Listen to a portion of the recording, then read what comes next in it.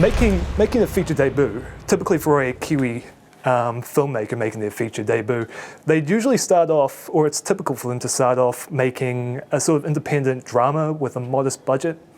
Yeah. You, however, have been given a multi-million-dollar budget to make New Zealand's first feature dance film. Yeah. Pressure much? Yeah.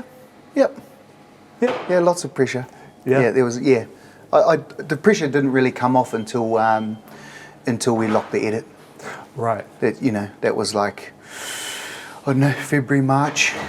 So when you were actually called in to do it, was it just excitement from there? Pretty much. I was pretty stoked to be asked.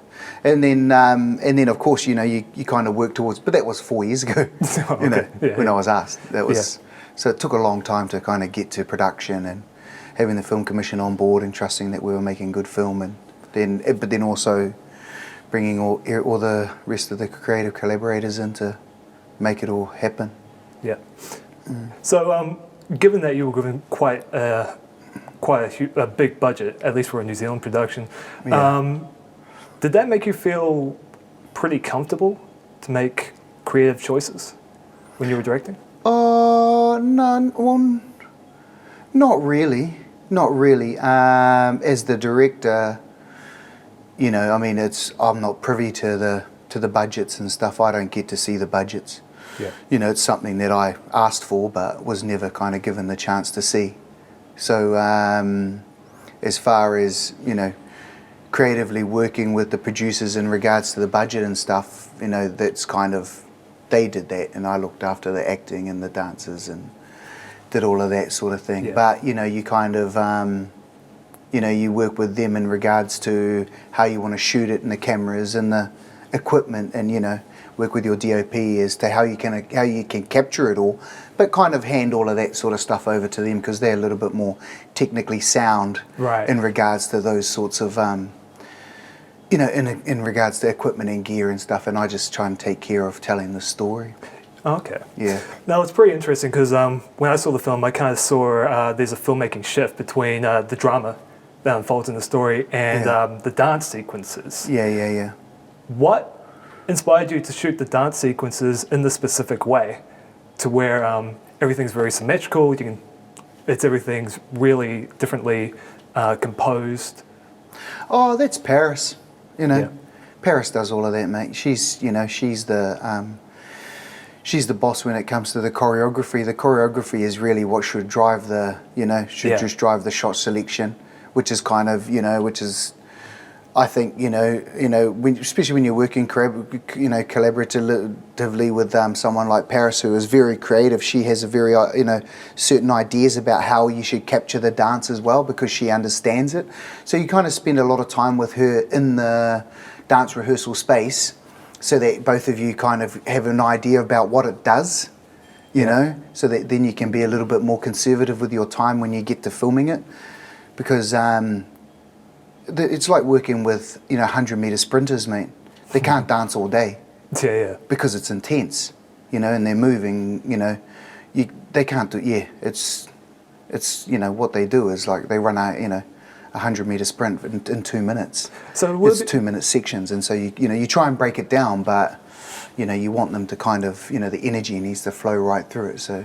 Yeah, so it all requires precise timing. Yeah, and you shoot your wides and you try and capture your wides and stuff so that you can see all of the choreography, and then just go and when you actually have to kind of grab certain moments that you really want to, give to the audience. Otherwise, we were kind of the idea that let's just sit away from it and absorb it and let the choreography speak for itself. Really, it's really interesting because with those dance sequences, they often replicate the look in Step Up 5 All In, which she was also in, which I am an unapologetic massive fan of. Yeah. So would you say like maybe her experience from that film came out into this film? Possibly. I think she learnt more on this film than she would have on with a lot of other things that she's done, because she was actually kind of given a lot of responsibility to kind of help create. She's used to creating the dance stuff anyway, but sitting there with me and Chris and stuff and designing the shots and stuff that kind of went best with the with the choreography was really good for her, so that she understands, you know, not only how important it is to capture the choreography, but the time frames that you have, the constraints you have, the lenses that you have to capture these things, working with cranes and things like that. So kind of for her to get her head around that. I mean, we finished at the end of one of our week of our big dance stuff, and she comes up to me, she goes, "Oh, I'm just knackered." I said, "Yeah, it's hard, eh? Because it's not just, you know, it's not just you and your people, you know, in your rehearsal space. It's you and all these other people, you know, and they all want to be a part of it, and they all have ideas, and whether you take them on board or not, you know, but you have to collaborate, and that's the key, I think." Yeah, because I remember reading an article from Stuff a year ago where she was mentioning how dancing on camera, it's really not what people think, because when they see the final product on film, it all looks amazing, and it all looks flashy. Yeah. But it can actually be just, I think her quote was boring, but I would say it sounds more just sort of exhausting and What is because tactical. Yeah, because you're filming for 10, 12 hours, you know, the same stuff over and over again. You know, you don't get that kind of, you know, the immediate presence of a crowd around you as you step on stage, you know, the adrenaline and stuff, that kind of wears off after a while, you know, and it is, and you got to try and pick yourself up and put that energy and that and the gusto and the presence of mind, and as if it's the first take every time. Yeah. And I think, you know, for dancers and but then also, you know, like, you know, going, okay, well, you know, hey guys, you know, you don't have to go 100% every shot. You know, we're just doing this bit over here. You guys can just go 50, you go 80, and, you know, you can actually kind of manage it, you know. And it was up to you in post-production to get that first-time feel. Is that sort of related to that pressure you were mentoring once it was going to post? Well, the good thing is that in post you can, you know, I mean, in post the sound's going to be, you know, 500% bigger and stuff. So as well as seeing it and hearing, you know, as well as seeing it, you're going to hear it for the first time, you know, as an audience member. Yeah. So, you know, the truth is, mate, the audience is only seeing it for the first time anyway. So they don't know. It's just up to me to kind of try and communicate that. And you're absolutely right. And then we can shift the colours and we can balance it. And, you know, you try and find the best performances and then you just kind of go from there. But, you know, I mean, audience don't know, mate. It's the first time they're going to see it. Yeah. So going back to when you were making short films, it's a big leap to go from short to feature. What is the biggest discipline you had to learn during that transition? No one really gives a shit about short films. We know. Yeah, we were just talking about it. Yeah. Yeah, no one really kind of, you know, they give you the money, and if it's a success, it's a success. If it's not, hey, you know. It's almost like almost like a trial by fire kind of process, right? Yeah, and then you kind of, you know, you ask all your mates to come and help, and then away you go, and you cast it, and no one gets paid, so it's kind of out of the love of, you know, and generally the people who you end up working with love film, and that's kind of cool. But when you make a feature, everyone, you know, you want people to get paid properly. You want to repay a few favours that you know that you've asked in the past, and you want to work with people who are passionate about the project.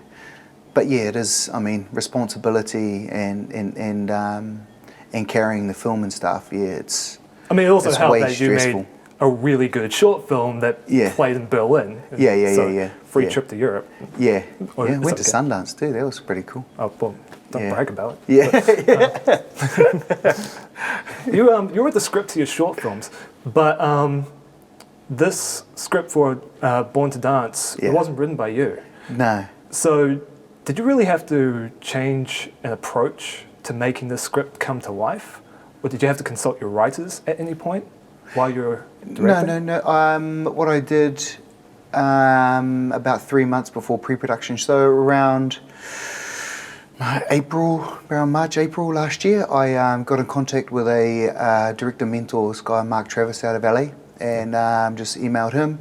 He came on board as my film commission, supported me to help pay for him to be my my director mentor, and he's worked with a whole lot of people in LA and Hollywood and stuff, so I thought he'd be kind of cool to just to have, you know, support, because I don't think here in NZ and stuff we support our directors enough. So I just decided to take it on myself to find someone that was exterior of the project, because, you know, what you don't want is people kind of jumping in your business who are a part of the project, because they're just going to kind of relate that back to the project instead of being objective from outside, and it's what I needed. And plus I didn't want it to be one of my friends who's just going to blow smoke up my ass and say, oh man, you don't need that, bro, you're all good, bro, you got the, you know, you need someone who's going to challenge you right through the entire process just to make sure you know what you're doing. But one of his first questions to me was, why should you be the guy to make this film? And it's what every filmmaker should ask themselves, because see, what I had to work out was my relationship to the film, not the film's relationship to me. But and then that's what I encouraged all of my HODs to do as well. Is there a simple answer to that? To why you were the man to direct this film? Or is it a lot more complicated? No, because it's about a kid struggling to fulfill his dreams. Yeah. And making the film was and that was me the core trying of the to put it it was just about dreams, man. I dream, you know, about a young Māori boy who has dreams. You know, I've been that kid. I still am that kid. You know, and so it was easy for me. Once I figured that out, I went, yeah, cool. That's my part. You mentioned that we don't support directors enough in New Zealand. What could we be doing more to support directors? I think mentorship type scenarios, like allowing the creative to drive a little bit more of the project.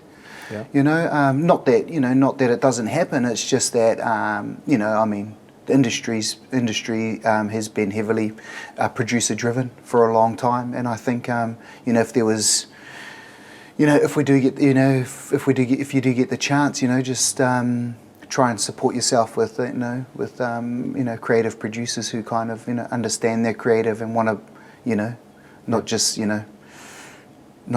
that are trying to produce, you know, that they think the film is going to be made off a Microsoft Excel spreadsheet, you know, because that's bullshit. It doesn't work, you know. People don't respond to that. You don't go into the cinema to see a Microsoft Excel spreadsheet come up on screen, right? Yeah. And no, you know, no disrespect to producers, because it's a hard fucking job.